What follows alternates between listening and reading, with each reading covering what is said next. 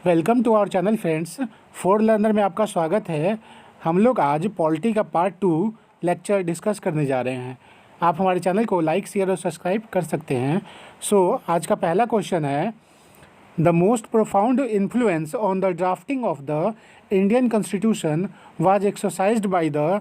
तो बोल रहा है क्वेश्चन में कि जो इंडियन कॉन्स्टिट्यूशन है उस पर सबसे ज़्यादा इन्फ्लुएंस किस चीज़ का है। तो यूएस कॉन्स्टिट्यूशन का है क्या उस पर, मतलब कि यूएस कॉन्स्टिट्यूशन से ज़्यादा चीज़ें ली गई हैं क्या, ब्रिटिश कॉन्स्टिट्यूशन से ली गई हैं, या गवर्नमेंट ऑफ इंडिया एक्ट 1935 से ली गई हैं, या French idea of liberty and fraternity से ली गई है।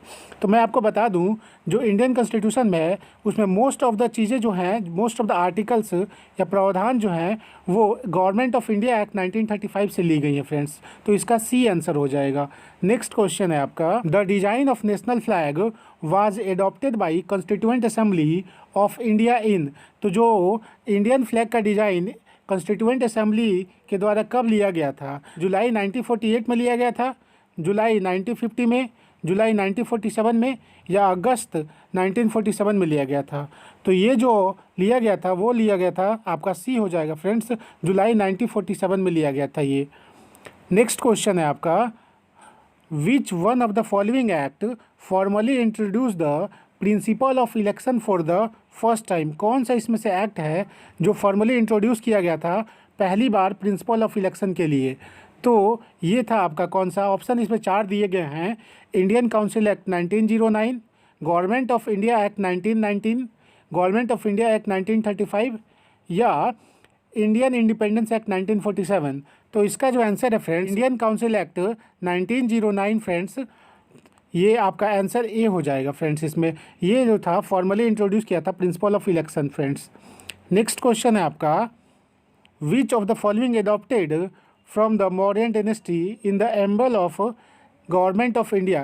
किसे मौर्य डायनेस्टी से लिया गया है एम्बल ऑफ गवर्नमेंट ऑफ इंडिया में? तो आप देखेंगे जो फर्स्ट है आपका 4 लायन है, कैरेट व्हील है, हॉर्स है, या वर्ड सत्यमेव जयते। तो इसमें जो लिया गया है मौर्यन डायनेस्टी से वो आपका 4 लॉयंस लिया गया है, 4 लॉयन जो है वो लिया गया है आपका किसमें, emblem of government of India में फ्रेंड्स। तो इसका ए आंसर हो जाएगा। नेक्स्ट है, which of the following act give representation to Indian for the first time in the legislation.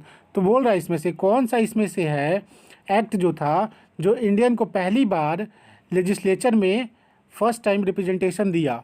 तो ये था आपका इंडियन काउंसिल एक्ट 1909 था क्या, Indian council act 1919, government of India act 1935, और नन ऑफ द अबव। तो इसमें जो है फ्रेंड्स वो था आपका गवर्नमेंट ऑफ इंडिया एक्ट 1935 था फ्रेंड्स। तो ये सी आंसर है फ्रेंड्स। नेक्स्ट है, the Indian constitution establishes a secular state meaning. तो इसका मतलब क्या बोल रहा है कि जो इंडियन कॉन्स्टिट्यूशन है इस्टेब्लिश किया था एक सेकुलर स्टेट है। सेकुलर मतलब होता है धर्मनिरपेक्ष, मतलब यहाँ पे कोई पार्टिकुलर धर्म नहीं है, यहाँ पे सबको आज़ादी है कि आप जो धर्म प्रैक्टिस करना चाहते हैं उसे आप फॉलो कर सकते हैं। तो इसमें 4 ऑप्शन दिया है और देखते हैं कौन सा ऑप्शन आपका सही है। तो पहला ऑप्शन है, the state treat all religion equally. तो ये बिल्कुल सही है आपका, जो स्टेट है वो पूरे रिलीजन को इक्वली ट्रीट करता है। सेकेंड है आपका, the freedom of faith and worship is allowed to all the people. तो ये भी बिल्कुल सही है, आप सारे लोगों को अपना वर्कशिप और फेथ के लिए अलाउ है कि वो जिसे चाहे उन्हें पूजा कर सकते हैं, उस भगवान गॉड ईश्वर अल्लाह सबका पूजा कर सकते हैं जिनको जो मर्जी हो।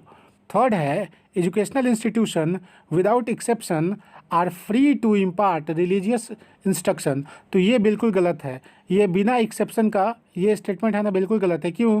क्योंकि उन पे कुछ रिस्ट्रिक्शन लगाए जाते हैं तब जाके वो रिलीजियस इंस्टीट्यूशन में एजुकेशन प्रोवाइड कर सकते हैं फ्रेंड्स। फोर्थ ऑप्शन है, the state makes no discrimination on the basis of religion in the matter of employment. तो ये बिल्कुल स्टेटमेंट सही है, स्टेट कोई भी डिस्क्रिमिनेशन नहीं करता है आपके रिलीजन के बेसिस पे। तो इसका जो आंसर होगा वो 1, 2 और 4 सही है। So option D is correct होगा फ्रेंड्स। नेक्स्ट क्वेश्चन है आपका, when did mister Attlee prime minister of England announce the transfer of power to the Indian. तो इन्होंने कब अनाउंस किया था, मिस्टर एटली जो कि प्राइम मिनिस्टर थे, लेबर्स पार्टी के थे उस समय, तो उन्होंने कब किया था ट्रांसफ़र ऑफ पावर होगा इंडिया को, इंडियंस को? तो ये था जून 1948 में फ्रेंड्स इन्होंने डिसाइड किया कि जो ट्रांसफ़र ऑफ पावर है इंडिया को मिल जाएगा जून 1948। वो कितने जून को था? तो 30 जून को था फ्रेंड्स, 30 जून को इन्होंने बोला था ऐसा। नेक्स्ट क्वेश्चन है आपका, who propose the preamble before drafting committee of the constitution? किसने प्रपोज किया था preamble before drafting committee of the constitution? तो ये कौन थे? आपका पहला ऑप्शन है जवाहरलाल नेहरू ने किया था क्या, BR अम्बेडकर जी ने किया था, BN रॉय ने, या महात्मा गांधी जी ने? इसका जो आंसर होगा फ्रेंड्स वो होगा जवाहरलाल नेहरू। जवाहरलाल नेहरू ने प्रपोज किया था preamble before the drafting committee of constitution के लिए फ्रेंड्स। नेक्स्ट आपका क्वेश्चन है, which of the following is correct regarding the Indian constitution? Indian constitution के लिए कौन सा इसमें से करेक्ट है फ्रेंड्स? तो 4 ऑप्शन दिए हैं। पहला है it is completely based on British constitution, ये पूरी तरह से ब्रिटिश कॉन्स्टिट्यूशन पे बेस्ड है, तो जो कि बिल्कुल गलत है friends.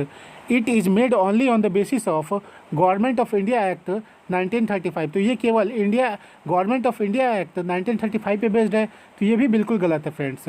It is a mixture of several constitution, तो ये बिल्कुल स्टेटमेंट सही लग रहा है। अगला ऑप्शन हम लोग चेक कर लेते हैं पहले, क्योंकि इसमें बहुत सारे देशों के कॉन्स्टिट्यूशन से कुछ इंपॉर्टेंट चीज़ें लेके मिक्स किया गया है और तब हम जाके हमारे इंडियन कॉन्स्टिट्यूशन बना है फ्रेंड्स। नेक्स्ट ऑप्शन है आपका इट इज़ ओरिजिनल, तो यह ओरिजिनल है, तो ये कुछ खास नहीं है, तो जो मोस्ट एक्यूरेट आंसर होगा फ्रेंड्स वो सी हो जाएगा आपका, it is a mixture of several constitution.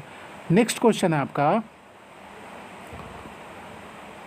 The first session of constituent assembly was held in, तो जो पहला सेशन था कॉन्स्टिट्यूएंट असेंबली का वो कहाँ हुआ था?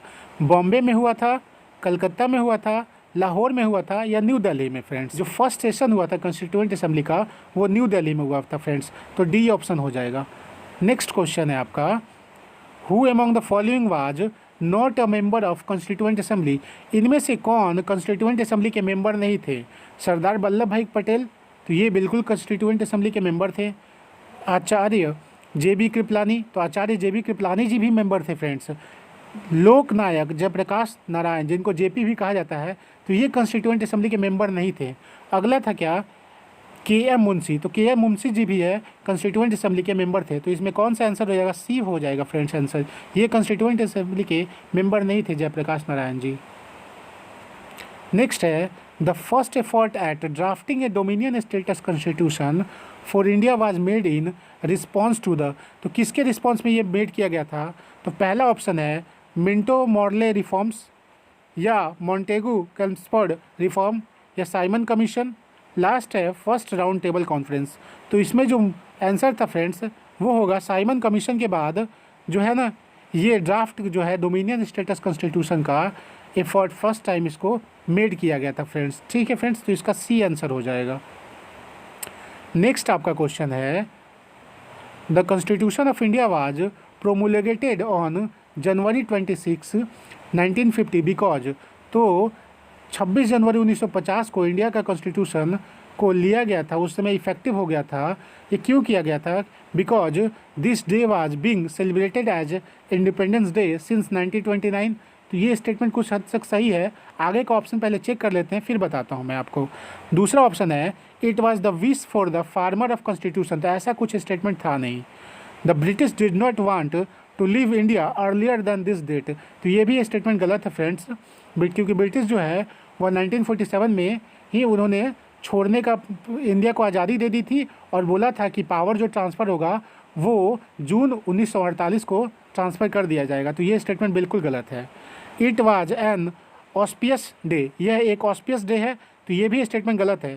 तो जो पहला स्टेटमेंट होगा फ्रेंड्स वो सही हो जाएगा। क्यों? क्योंकि जो 1929 में लाहौर सेशन हुआ था वहाँ पे एक रेजोल्यूशन पास किया गया था पूर्ण स्वराज का। ठीक है फ्रेंड्स, तो जो वो इफेक्ट में आया था वो 26 जनवरी कितना था 26 जैन 1930 में 1930 में है ना, इसको माना गया कि इंडिया का इंडिपेंडेंस डे सेलिब्रेट किया गया था। इसी के लिए इसे हम लोग इंडियन कॉन्स्टिट्यूशन में 26 जनवरी 1950 को रिपब्लिक डे एज सेलिब्रेट करते हैं हम लोग।